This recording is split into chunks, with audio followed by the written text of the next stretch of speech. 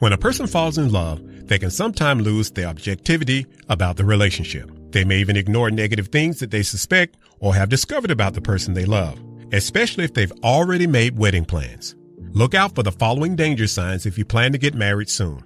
Your awareness may help you avoid a marriage filled with pain, shame, and disappointment. Danger sign number 3, unstable work history.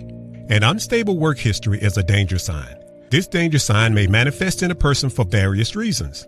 But regardless of the reason behind a person's unstable work history, you need to really think twice before you marry a person who cannot seem to keep a job. Otherwise, there may be some very frustrating days after your wedding if 2 incomes are needed to maintain your household and you're the only person with a steady job.